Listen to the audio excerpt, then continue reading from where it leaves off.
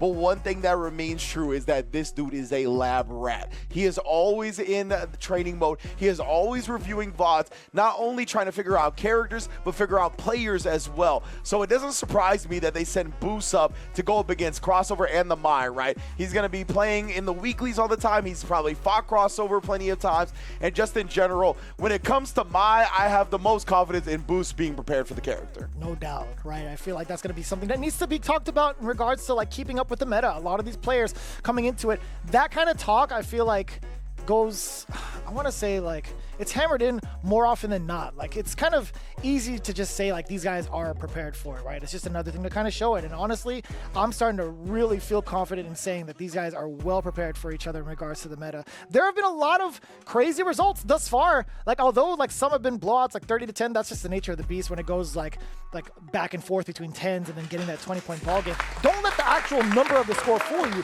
A lot of these have been rather close, with the exception of the first 40 bomber that we got from 2G. That was quite unexpected. But these guys are well suited and well prepared for the meta. In fact, they are like reinventing the meta with some of these picks and the way they've been playing. Yeah, 100%, man. You can see Booce just ran over his opponent in the first set that Bandits had with the Terry, right? His character definitely a prominent player in the meta right now, and I'm excited to see how he deals with the Mai. Again, this is another character where we talked about with the low projectiles in Terry, the power waves and the round waves being a little bit tricky perhaps for Mai to connect with. We'll see if Booce has the type of the stuff that Blaz was showing off, where he'll like punch the fan into some follow-up button to get some type of punish counter, something like that. If anybody's going to have those besides somebody like Blaz, it's going to be Booce. And on the other end, we'll see how Crossover, how comfortable he feels in this scenario, getting to travel for really the first time. Let's get it, man. Booce and Crossover, game one.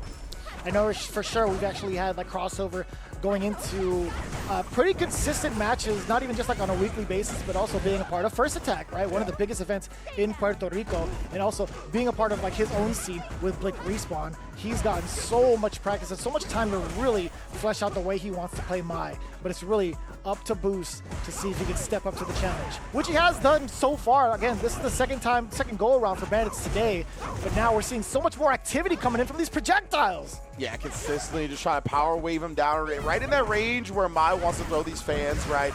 And yeah, that's the thing with Booce, is that he likes the light rising tackle. It's so fast, has a really disjointed hitbox out in front of him to check the Mai, but Crossover hasn't fallen for it yet. Just like that, Booce really able to command the round, at least within a certain range, to let some of these projectiles rock. Ryu Enbu getting punished severely for the round. Nice and easy for Booce, putting himself into that first round. That tip of the crouch medium kick, man. Booce. Oh, nice. And again, just that slide hezzy with a micro walk forward after the fears. God damn, the pressure, even from further out, standing like it just at the tip of that hitbox. Indeed, and hey, that's exactly where you want it to be for the tackle follow-up, right? You get an extension afterwards like we saw. Crossover, got a big break though, getting the back throw. Now he's got the corner. Needs to make something happen though. Oh, no! Severe error. You might, no, you're hella dead. Not even might. It is guaranteed, brother. Oh, the power geyser. We only need the twin. Not even getting to the triple geyser yet. My goodness, though. Yeah, that was unfortunate for Crossover. You obviously know he wanted to walk up and do a button, but input stored behind lock and key at that point. He ended up coming out with a special. Unfortunate drop for him. The immediate consultation towards KuaiShou. Yeah. By the way, my man is about to lay down the law. He's like, things you need to look out for Booce. I'm actually kind of curious, and I wish I could get some like time to pick KuaiShou's brain in regards to like his perspective on certain matchups, because I would love to have this on the comms. But as it is, man, it's really difficult to kind of like get yourself out of that moment and figure out what needs to be done. So I love Crossover taking the time out to consult with his bench. Yeah, especially it seems like KuaiShou is kind of talking and maybe even a philosophical aspect to him, because this was not like a short, here's this tech piece of info, right? That was quite a lengthy kind of monologue that KuaiShou gave towards him. Now Chris Wong also giving some quick tips, right? That's godlike, by the way. Yeah, love seeing the language barriers overcome by the language of fighting games that we all know and love. Yeah.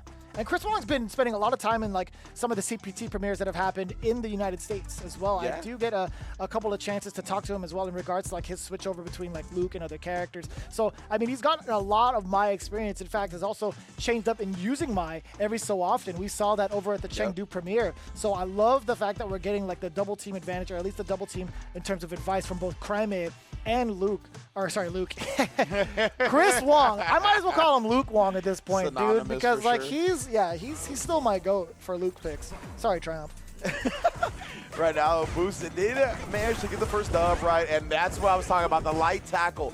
It does such a good job at stuffing my approaching. It's obviously a big risk, but it's something that a lot of players do not expect you to bust out. Right now, Booce a little bit too shy off the mark. Was it a timing issue? I think it was. That seemed like it. Both players pressing their crouch medium kicks, trying to find the open up. Oh, and again, this slide walk forward. The way Booce kind of like alters his rhythm in his ground game, I mean, it's one of my favorite things in fighting games, period. I like that, countering the projectiles with your own OD, the roundhouse. Damn, son, that's mad far. The projectile's doing a lot of work to keep crossover contained. Sneaks to the roundhouse, but he can't get anything afterwards. And Booce just doing such a great job staying at a safe space to harass with. Not just throwing fireballs either, but switching it up between fireballs, normal into fireball cancel. OD fireball to once again out-prioritize the fan.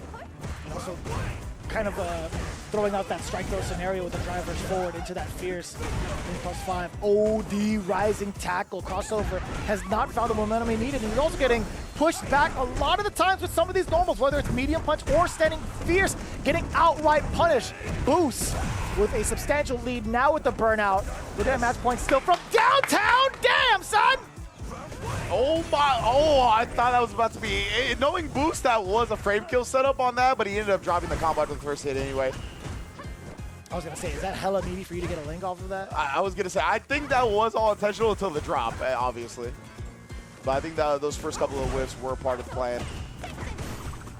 I love the fact that he just sent the DI immediately as well. Not only was it ambiguous spacing, but also like it just eat the super. It's not a big deal. I was mad surprised. Dude, max distance. It's actually kind of crazy. He didn't send the driver's cancel. Oh, it's so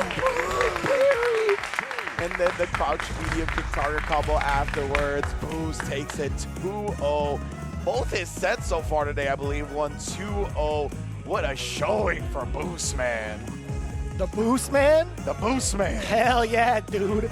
I like that. Booce, phenomenal player. And you know what's crazy about that too? As good as he is, right? Rocking 4-0 thus far, he's got such a mechanical and maniacal mind towards Street Fighter that he could go in as a coach or even like as somebody to rely on in regards to other perspectives. But looking at the replays, he's just been in complete control, right? There wasn't really a lot that Crossover could do while in this corner.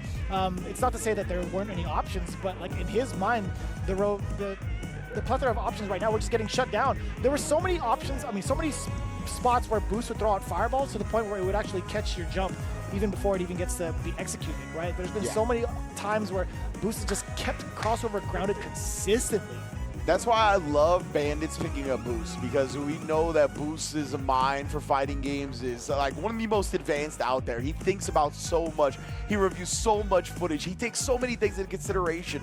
And Mena RD is a very similar player in that aspect, right? He also is one of the most studious players in the business. So combining these two players, I mean, yeah, I would feel like everybody else is in trouble, not only because they are two phenomenal players on the sticks, but just their minds. It's going to be so tough with all of the advice that they're going to hand over to everybody else. Also, it puts an extremely big smile on my face just seeing the Dominican Republic flag on the back of Booce's jersey.